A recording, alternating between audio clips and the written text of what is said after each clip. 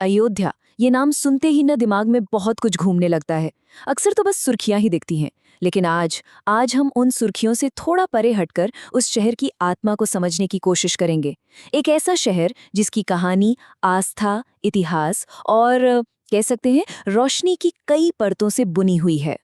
और इस शहर की पहचान को समझने के लिए ना तुलसीदास जी के एक दोहे से बेहतर शुरुआत हो ही नहीं सकती।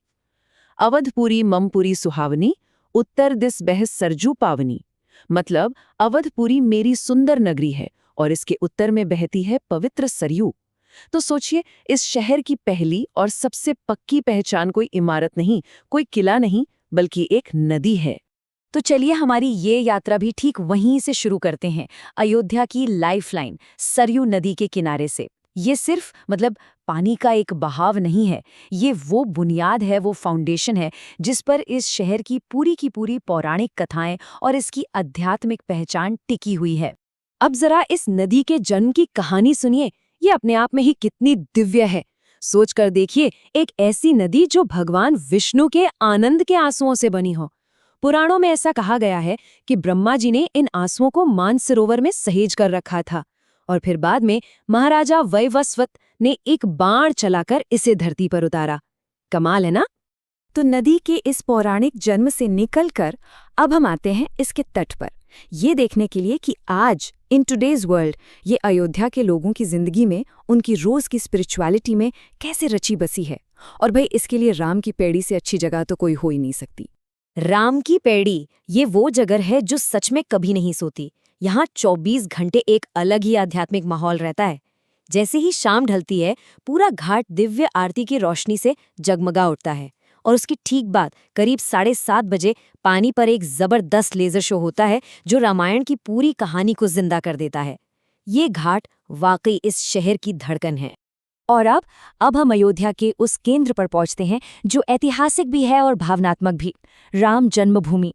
एक ऐसा स्थल जिसने विश्वास, संघर्ष और बदलाव के न जाने कितने ही दौर देखे हैं। तो चलिए इसके काफी जटिल इतिहास को बिना किसी पक्षपात के समझने की कोशिश करते हैं। अगर हम इसके आधुनिक इतिहास को देखें तो कई बड़े मोड़ आए। कहानी की शुरुआत होती है 1528 से, जब बाबरी मस्जिद का निर्माण हुआ। फिर सदियां बीती और 1992 में इसका विध्वंस एक बहुत बड़ा मोड़ साबित हुआ।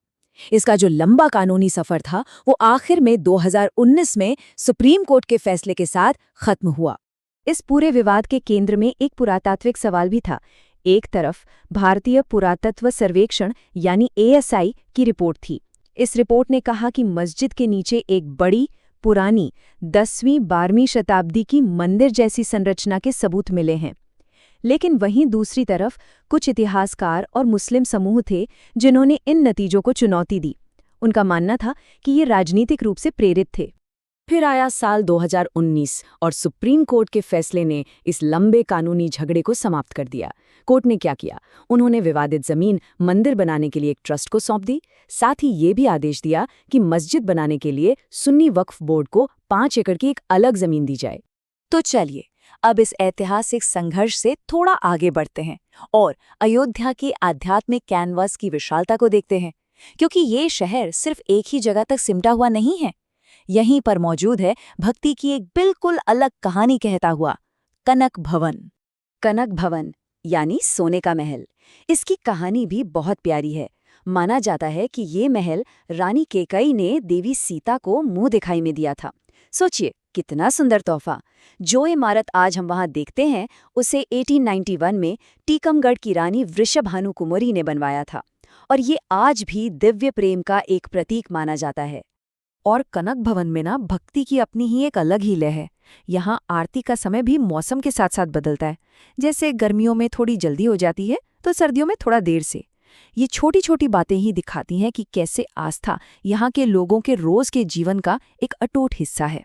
और अब हमारी ये यात्रा अपने सबसे जगमगाते पड़ाव पर पहुंचती है।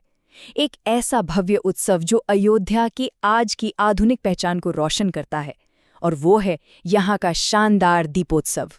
स्क्रीन पर ये जो नंबर है इसे ध्यान से देखिए, 26,17,215।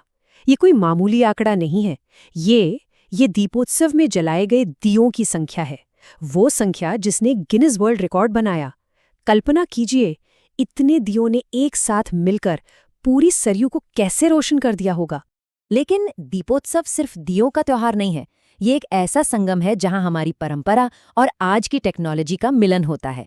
एक तरफ तो रामायण की झांकियां निकलती हैं, लोक कलाकार अपनी कला दिखाते हैं, तो वहीं दूसरी तरफ 1100 ड्रोन एक साथ मिलकर आसमान में रामायण के सीन बना देते हैं।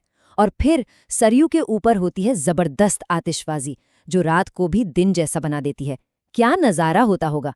तो ये है अयोध्या, विश्वास, इतिहास और उत्सव की कई परतों से बना एक शहर। एक ऐसा शहर जो लगातार बदल रहा है, अपने अतीत को साथ लेकर भविष्य की तरफ देख रहा है। और ये सफर हमें एक बहुत ही दिलचस्प सवाल के साथ छोड़ जाता है। जैसे जैसे प्राचीन आस्था पर बना ये शहर अपने आधुनिक भविष्य की ओर बढ़ रहा है, इसकी ये रोशनी आगे कौन सी कहानी सुनाएगी।